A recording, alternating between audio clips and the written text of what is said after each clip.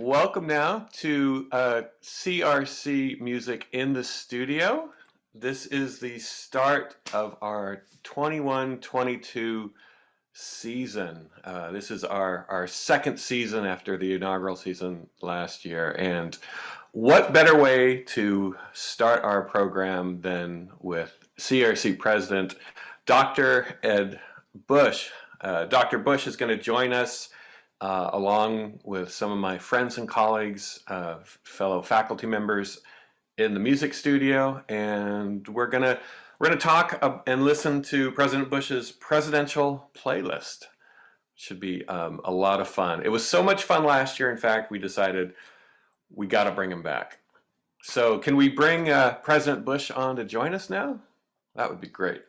Hey, good afternoon, Kurt. Good to see you. Good to be with you. Welcome, welcome. Yeah, it's so great to have you here. Thank you again for taking time to join us. Yeah, I said that my list must not have been too bad last time if you invite me out again, unless you're just being nice to me. And either case, I'll take it. Well, we were kind of on the fence a little bit, but then, your convocation was so good that, that tipped us over. So we said, we got to bring him on. All right, well, at least I got something out of it. I appreciate that. Okay. Well, before we get into this, I'm going to introduce myself as well as my faculty members. My name is Kurt Erickson. I'm currently the chair of the music department, and my areas of interest and those that I oversee in the music department are music theory, piano, and composition. And I'm going to be joined today by three wonderful colleagues. So we'll start with Omari Tao. Mr. Tao, if you could join us, please. Here I am. There's so many buttons to push, but yes, I got it. Hello. Yes, I am professor of vocal music here at CRC. I am thrilled to be back. On ground, of course, I teach all the choirs and the voice classes that we have. I am the only professor on ground in music this semester. So if you're interested in singing in person, get your mask. We got gloves, and we have all kinds of different things. And you can sing with us right now, live and in person. We're spread out in the recital hall this semester. So really exciting. It's kind of strange, surreal to be back. It's kind of quiet on campus right now, but it's really, really great. And I am so excited to hear what Dr. Bush has prepared for us today. It's always a surprise, like to get into the head of the president of campus. So thank you and welcome. Yeah, awesome. Welcome. Thank you, Amari, for joining us. Next up, Dr. Lisa Beebe. Lisa, could you join us, please? Hello. Hello, how are you? I'm doing pretty good. How are you doing? Oh, I'm doing great, thanks. Thank you. Yeah. So hi, everybody. I'm Lisa Beebe. I'm a professor in the music department. I teach the musicology and ethnomusicology courses. So that's music history, world music, history of rock and roll. Doing it all on Zoom this semester, coming to you live from my apartment. So great to be here today. I'm excited for another year in the studio. This is our second year. We've learned a lot, had a lot of fun. I'm really excited that Dr. Bush came back to talk with us again. You must like us, so that feels nice. All right, last but certainly not least, Professor Max Keisner from the music department. Max, how are you today? Good. Hi, everyone. Good to see you all for the first time this year, all as a group. This is essentially our first performance of the semester. But my name is Max Keisner, professor of instrumental music. So I do the jazz band, the orchestra, the concert band. I teach jazz history, as well as some theory and musicianship or ear training courses. And we're still open. So if you're interested in playing, please contact me. I'm really excited to hear this music today and talk with President Bush about his selections. Yeah, well, thank you, Max, and that's actually a really good segue, because we're gonna play the presidential playlist version 2.0. We want to talk to you a little bit first about sort of why you chose the songs that you chose, and sort of your connection to music, especially in the pandemic when we're all a little bit more distant than we would like to have been. Yeah, I mean, how I approach the playlist this year is just really based on where I'm at mentally, physically, and spiritually. I think that's one of the things about music, right? It really captures these epoch, these moments of time in your life. That, you know, when you hear a song, it instantly reminds you of where you were when and what is it that you were doing and where you were at in life. And so this playlist really does represent in many ways where I am in life right now. The good, the bad, the indifferent, you know, aspects of it.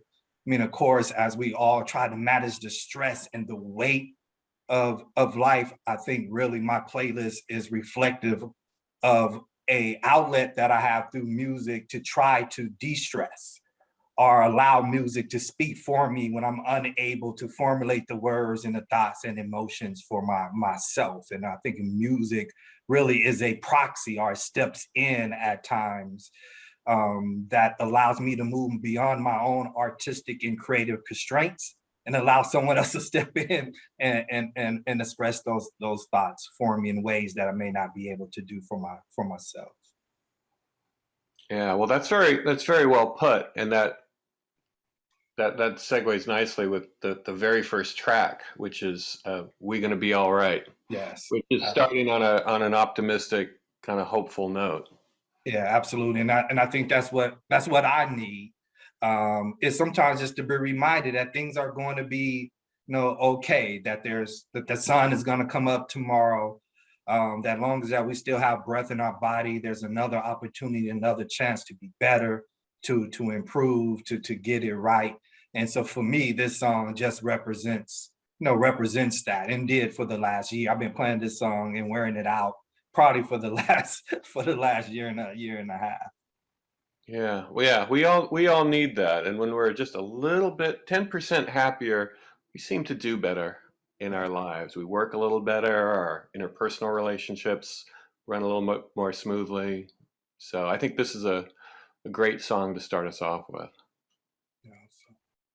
Great. All right, Gabriel, do you want to go ahead and start the first song?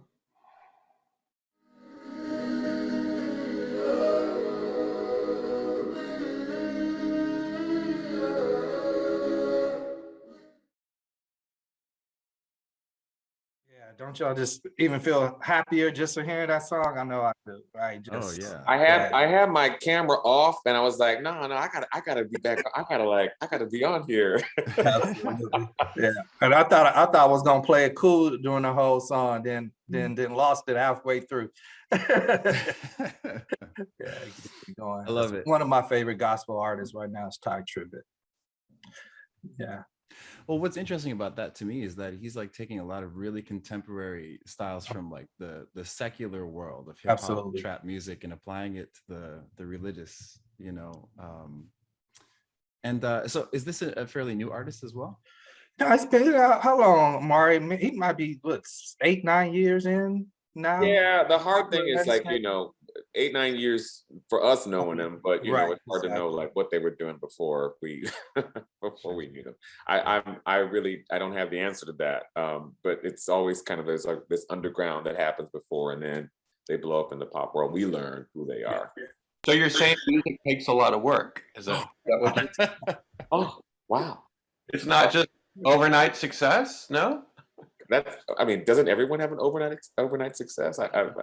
I'm still waiting for mine, but yeah. I'm still waiting for mine. Yeah.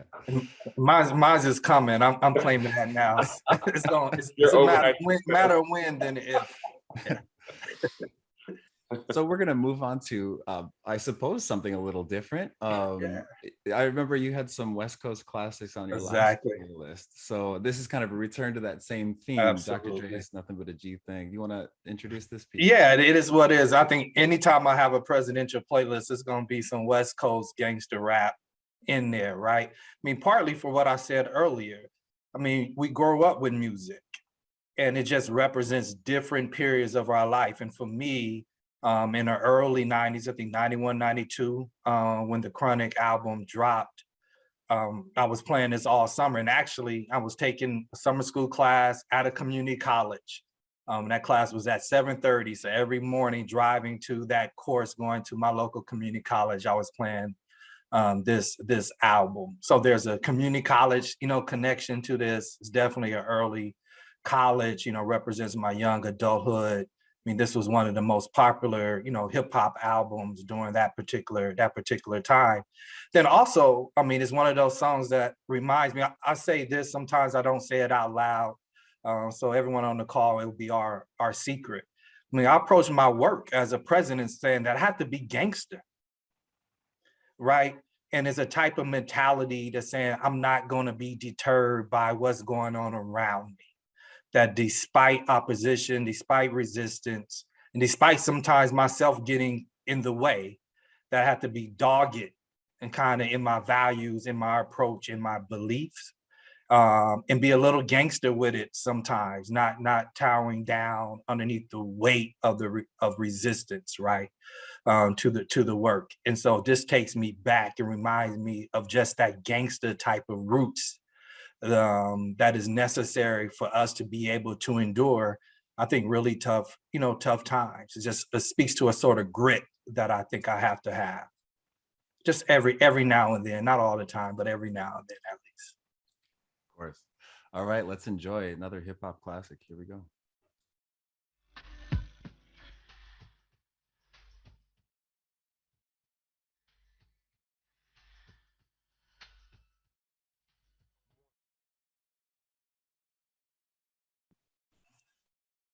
Yeah, classic. Yes, Oh, classic. They're so young. They're so They young. are so young, yeah. Yeah, and we're so old now. I mean, so when you literally say growing up with folks, right? It just is embodied in that in many ways. And our own evolution, right? So you look at Snoop and look at Dre and what they're doing now. I mean, Dr. Dre, a billionaire, right? Snoop is an international icon, and it just shows how we're able to grow up. That we don't have to stay stagnant in our beliefs and ideas and our thoughts when we're younger. We're just thoughts for when we were younger, but there's still space for artists to grow, and there's space for us to continue to grow as well. So when I look at that, those are some of the things that I see and comes to mind as well. Yeah. Yeah, and think about how the unknowns involved and how we don't know how we and others are going to, evolve later. If you would have gone back in time when that video came out and said, okay, Snoop Dogg is going to be talking about the Olympics, right? With the and Dr. Dre's going to be like this billionaire entrepreneur, like no one would, no, you're crazy. No, you're right. No, absolutely. I mean, just the limitless possibility and potential that we have, right? And the unlimited possibilities of our students too. Where our students are today. I mean, how we teach and engage with them. We have to engage with them like this is going to be the next billionaire, that this is going to be the next, kind of cultural icon. And so even when they don't yet have that image of themselves, I'm not even sure if Dre and Snoop believe they would be that at that particular point in time, but someone saw it for them and believed in them. And so to me, as I'm talking and just reflecting on that video and that music, I mean, it just makes all of those thoughts seem, very appropriate. Yeah. It's a great point and great conversation point as well. Hip hop is still a fairly young genre of music, right? It's only been around since, some would argue late 60s, early 70s. So it's hard to tell, whether or not we'll all be 80 years old, kind of. Right, still. You know what I mean? I mean, the history of classical music's been written in so many ways, and the history of hip hop is still being written. And it's interesting to see that age and to see the fans and the people who grow up with it, like yourself, and I think most of us here age along with it, and how we grow into it. And some words that come to mind as we move on to the next piece is kind of like the mix of the profound and the profane is kind of like a thing that tends to be, elements, I think, of our culture, of when we live now, where we live in urban environments where you have to kind of move through different communities and see the value in so many different kinds of things, right? See the value in so many different people. Great point. I mean, just the rawness of one's truth and reality. Right. And music just allows you to deal with the rawness. It may or may not be politically correct. It may or may not be, mainstream, socially acceptable, but it's raw. It's there for all of us to grapple with, try to make our own sense, develop our own truth, out of it. And so I think hip hop has always been just this raw, kind of unfiltered message that forces us to kind of grapple with our own sense of normalcy, our own sensibilities of what's acceptable and what's not acceptable. But in that, right, always opportunity to learn about a reality that may not be your reality, Yeah, yeah, right? To be able to see things from other folks' perspective yeah. based on their own lived experiences. So the next artist you have on the list is a great embodiment of that. Oh, TOBE yeah. NWIGWE, who was supposed to be a football player by all accounts, and then pivoted towards hip hop and is just doing some righteous things with his Yes. music, man. Amazing. I'm a So fan. I'm curious, yeah, how did you come to know about TOBE? And I then don't know how I got introduced. I think I just ran into one of his YouTube videos and just the artistic and visual artistry of his music and his song and the consistency, not only of his musical storytelling, but how that's represented in his videos. Then I had a chance to just see and watch more videos and how he incorporates his wife and his kids in his music and bringing in that West African and R&B and hip hop and gospel all kind of mixed together in his musical selections. So he just immensely talented for singing to rapping. So yeah, I'm a fan. And so I'm trying to spread the news of TOBE and NWIGWE everywhere I go, asking people, are you up on this dude? Yeah. He's really talented. So generally speaking, where do you find your new music? Like, do you get recommendations from, your family, friends, or is it kind of like YouTube recommendations, things like that? It's a little YouTube. It's a mix. It's from my peers, my friends that will introduce me to new music and song. My children, where I told them, don't let me get old. Make sure I stay current. That's getting a little harder to do as they get older. So I'm not sure how current they are. They're probably struggling for that too. So yeah, usually social media. I try to pick up different songs. I'm probably not as current as I want to be in hip hop. It's kind of like, video games. At some point, the video games got so developed. I was like, nah, I'm good. I'm gonna stay stuck with the first version of Nintendo, and it's kind of the same way with music. I think I'm stuck kind of in the 90s and 2000 hip hop. Unless something becomes really popular, then I will hop on the bandwagon then. Yeah. Well, great. Thank you for that. Let's enjoy Wake Up, everybody.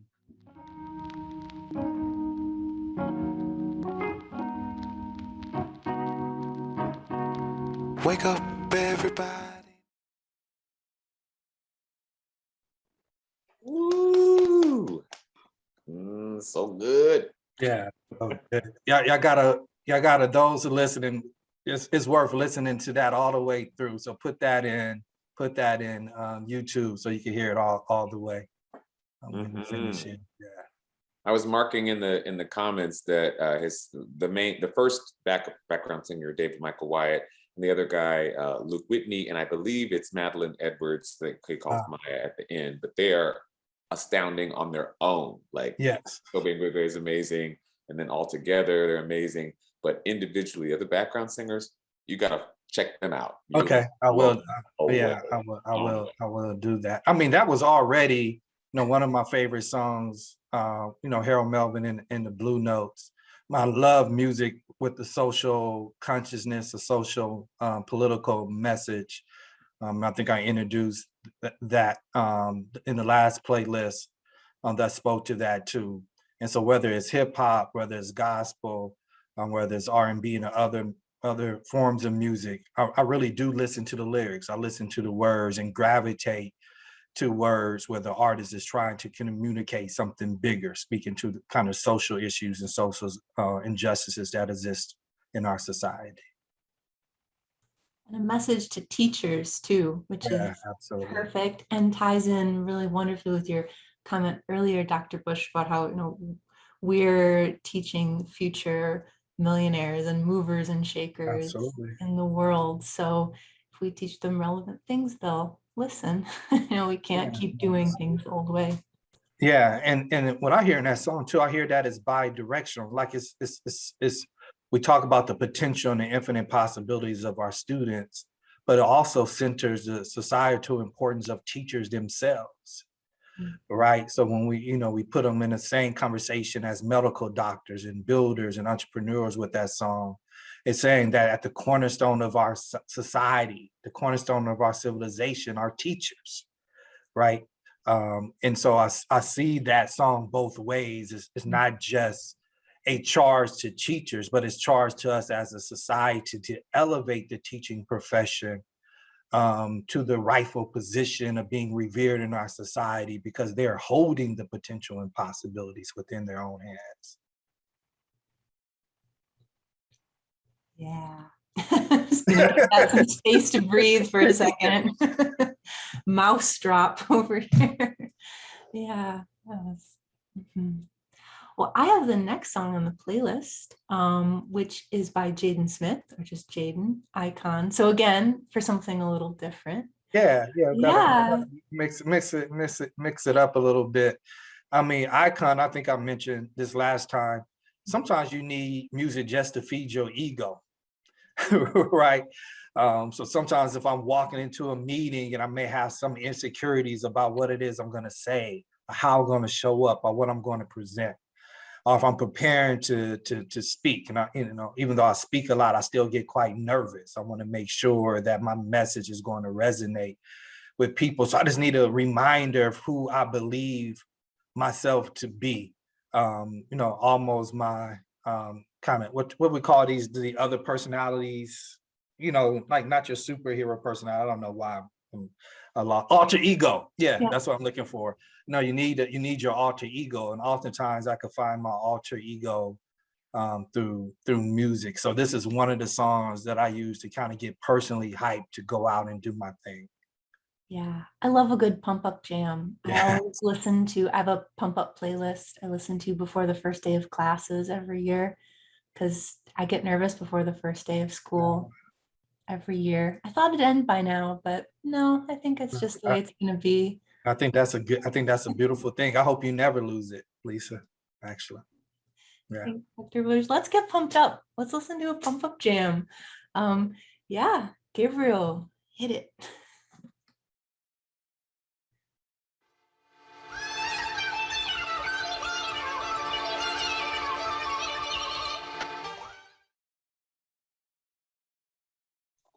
Yeah. I see why that's a pump up song. Yeah, I mean, it appeals to your ego. I mean, I really like the idea, right, of not needing anyone else's permission to be great.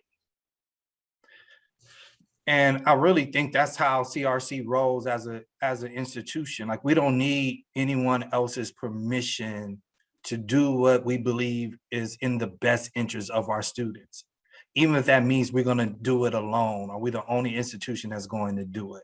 So when I say like CRC is the preeminent institution, that's another way of saying it, that CRC is an iconic college, an iconic institution, that we don't need anyone permission to be great, that we're able to stand on our own, pull from our collective genius and wisdom and expertise, and figure out a way just to do things that no one else think is possible. And that we're defining what is possible for our college. So that song speaks to me personally, but also speaks to how I think we roll as a college. That's fantastic. That's great. I need you to come to my class and just say that, and just walk in, say that, you can walk out, and they'd be like, "What?" It's amazing. I love it. Oh, great. Well, let's see. I think Omari, I think you have the last track, I believe. Is it the last track already? Is it my turn? We're at number 5. Oh my goodness. Okay, so this next tune. Wow, I didn't realize it was already me. Okay, so I'm hoping that everybody already knows the song and is already familiar with the greatness of this album that it comes from. I actually have a student who goes by the name of Wonder, and I was like, Wonder, like what? He's like, that's his professional name, whatever. It's kind of like, like Stevie Wonder. And I was like, that's amazing. And it kind of feeds into that notion that you just talked about, your own greatness, just sort of defining yourself. We live in this time where young people are paving the way for defining Right. themselves however they want to in such an Absolutely. authentic manner. And in that way, they're sort of creating this pathway for their own greatness. We don't know what it's going to look like or anything like that, and it's pretty incredible. And they're doing so after having recognized or having the benefit of having seen and heard these incredible artists like this next one, who, you know, young person, was blind, just shared his talent and was incredible. In fact, wondrous, adapted that name, took it on, and lived into that greatness. This album, Songs in the Key of Life, is actually considered one of the greatest recording albums of all time, just period, ever, by all of the critics and things like that. And in this particular tune, because it also honors other icons, becomes this multi-layered thing. Can you tell us about why you chose this tune, Sir Duke? Yeah, for many reasons you articulate, to me is one of the best, you know, albums ever. I mean, I think it came out in '76. I was 4, but it was timeless. I mean, it was just played in the house, you know, constantly, right, on the record player or on the 8-track. I think we had it on both. On long road trips, driving from California to Mississippi, it was this album and Parliament and Funkadelic was the two that was just on rotation when we lost signals for any local radio station on that long drive. And then also, to me, I wanted to pick a song. Well, let me stop. I've been touched by the in studio series, and I wanted to also find a song to pay homage to what I believe the in studio series have represented for our college. And so to me, this song, it embodies the spirit of what you all have been doing for our college community for the last year since we've been in the pandemic. So I really just wanted to use this showing as a way of showing my gratitude, to tip my hat metaphorically to all of you for using music to heal us from trauma, to give us a distraction when that was needed, to provide us an outlet, to focus on something good and pure. And so this is, for me, is tipping my hat to all of you. Awesome.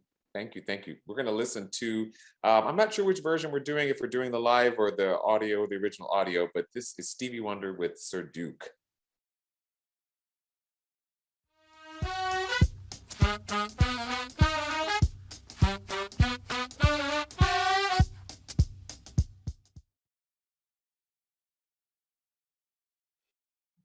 That is sick. So good. So good, man. I dare you not to feel explosive joy. Explosive. Exactly. Ridiculous. No matter how many times you hear it. It's so good. Yeah. If you don't know that album, some of our students may not know that album. Or as our new dean, Brian Rickle, says in the chat, you know, there's so much talent, so much music that Stevie Wonder wrote.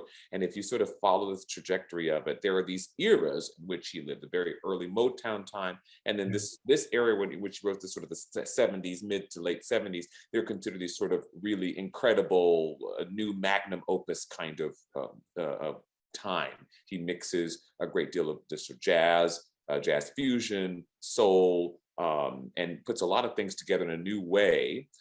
Where the critics sort of lauded this as a particularly wonderful time in his compositional life. And so I encourage you all to sort of follow that and see how that fits. Maybe you'll find some tunes to put in your own personal playlist from Stevie Wonder as well. Yeah. Thank you so much for sharing that. Yeah, I mean, I would just, you know, when we talked a little bit in the convocation, we talked about, you know, we in this together, that there's more things that we have in common than things that separates us.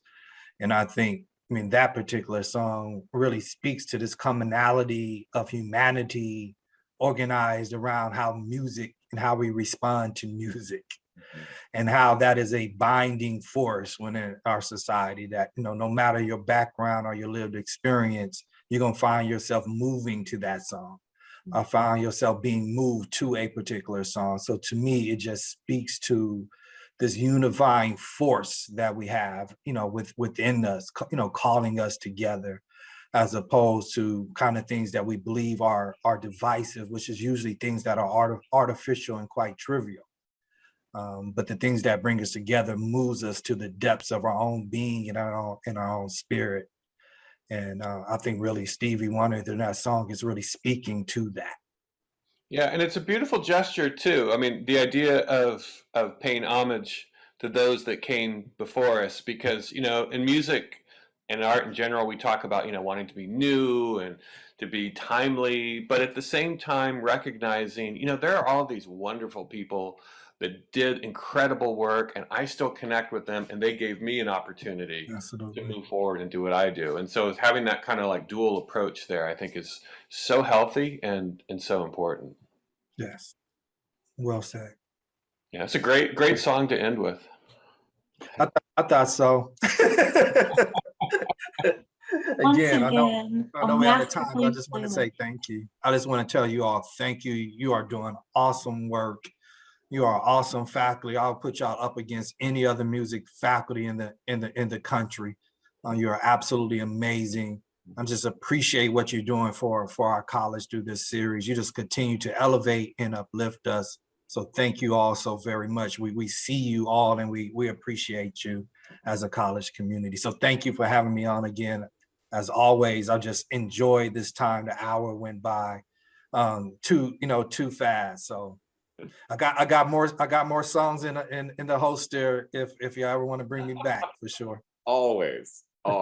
Thank you, Dr. Bush. Thank you. This is really wonderful having you and having you share and start off the school year. It's just the perfect way to start this off. And I know Lisa is going to talk in a little bit about some of the incredible events that we have, because you're right. When we started this last year, just like COVID, we had no idea how this was going to go. We tried to, get the best guests that we could, and we had certain expectations. And I think we would all agree that, like, we went way beyond those expectations. Having artists and interesting people from all across the spectrum come in, share their music, their art, and also share their vulnerabilities and the honesty. I mean, it really raised the bar, really high. And I think having Dr. Bush here again, that again, we start off with that really high standard, and I think we're all really looking forward to a lot to come forward. We did want to say, as we're talking about how much we love music and the relationships that we have with music, we should also mention that that next step too is actually making music, and that joy, which is yet another level higher. And I know we have still, because this is just the end of the first week, so we do have classes where if you are interested in performing and making music, we've got a lot of different places for you. And so I was just going to turn this over to my colleagues Omari and Max, and maybe they can mention a couple of areas that you might be interested in checking out. Yeah, there are lots of areas we'd love for you to check out, community. A number of you are already involved in our music program, taking a class here and there, but we would love to continue to encourage that enrollment. I am the professor of vocal music, so of course I'm going to have voice classes and choirs, things like that. I'm actually teaching on ground this semester. And so that means you can come to campus and sing in person. We've got our masks and we're spread out in the recital hall. So I am definitely inviting you still today to join one of our performance ensembles or classes in vocal music. If you have any questions, you can always shoot me a message.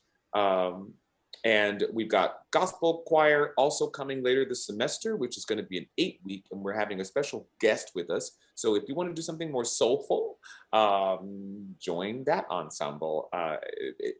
Either way, the main thing is that we want to get you making music, and come on ground and join us there if you're so able to do. But also we've got instrumental music with Max Keisner. Yeah, thank you, Amari. So, yeah, we have the orchestra and the concert band and our jazz band all running this semester.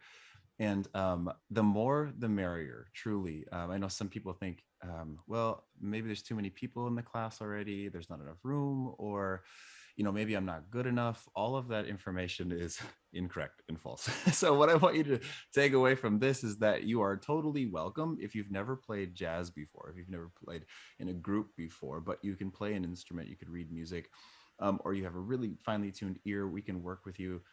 Please contact me. I can get you a permission number. And if you're absolutely unsure about whether or not you'll be functional in the class, if you can really, do the work, then just contact me right away. My name is Maxwell Keisner. Again, you can find me on the website.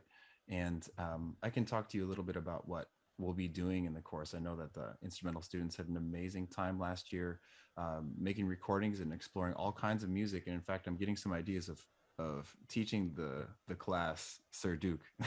Possibly that's a tough tune, but it might be a fun little thank you back to Dr. Bush to play him one of his pieces live as an instrumental ensemble. So if you want to make any music as an instrumentalist, please sign up for one of these courses, especially jazz band. It's a smaller group, but we'd like to have more people there if possible.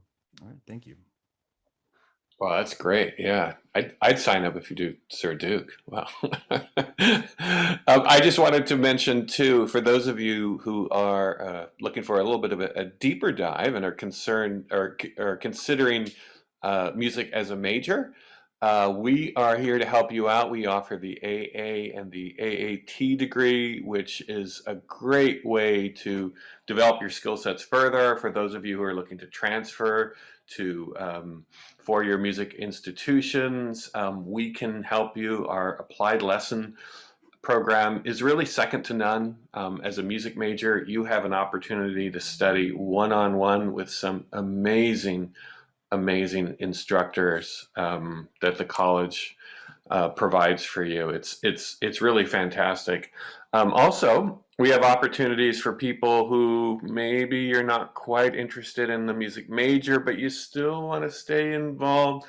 We have a couple of certificates on the books and more that will be available later. Our entrepreneurial arts series, we have an independent music instructor certificate. And this is typically a great fit for the folks that already have some music background, playing in high school. Maybe it's choir, maybe it's individual instruction, and you just kind of want to take it a little bit further. Maybe do some teaching in a studio at home. We've got some courses set up, including an internship that we will teach you, or at least our industry partners will teach you how to be a music instructor, how to set up your own private studio, how to work with existing studios. It's really great, and it's a smaller unit cap for that as well. We also have an entrepreneurial arts music composition certificate. Again, smaller unit base, so a lot of folks are interested in writing their own music, some for video games, some content creator to put things on YouTube or do beats or all sorts of different things. These are a really great opportunity. So I would encourage you to check these out on our website. Please feel free to get in touch with any of us. I'm the department chair. My contact information is all over the website. And we do have a composition ensemble and a composition workshop class. We are one of the only community colleges in the state that has something this unique, meeting Mondays and Wednesdays. And the great thing is that no music experience is required for this. And none is required for you to succeed. So something to come check out. Definitely recommend that. Finally, in the studio, just to take a peek at what some of the events that we have further down the line. Dr. Beebe is going to tell us a little bit about what we can expect each and every Friday at noon. Lisa? Awesome. Thanks, Kurt. Hey, everybody. Thanks so much for being here today. This is such an awesome way to kick off this year's In the Studio series. It's not over. This party has just left the station.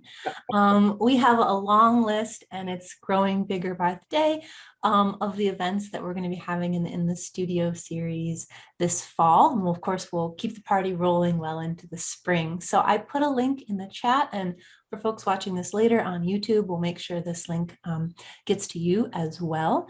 This is the link to our upcoming events and performances page. There you'll find out what's happening within the Studio series. You can read a short synopsis of every event, and then also get information about how to join us on Zoom.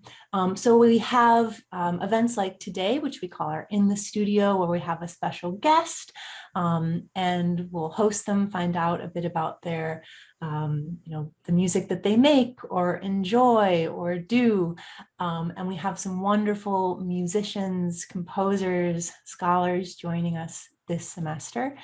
We also have CRC Music Raise Your Voice, which is a special open mic event that is open to everyone at CRC. So students, faculty, staff, community members, join us. We want to hear from you. We also have CRC Music Student Spotlight, and this is going to focus on our student ensembles. These are folks who are in the groups that Professors Keisner and Tye just shared with us. So you'll have a chance to hear from our student musicians as well. So if you're watching this today on Zoom, or you're watching it on YouTube later, please come back. This is going to be an awesome series, and we're looking forward to hearing from you.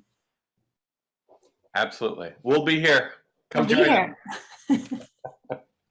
Thank you. Thank you all again for joining us. This is a great way to start off the season. And again, just want to extend our thanks to Dr. Ed Bush for starting off the presidential playlist. I have a feeling we'll have a presidential playlist 3.0 next year. I can't wait. Thanks again, everyone. Bye. Thank Bye, you. everybody. Appreciate it. Bye now. Bye-bye.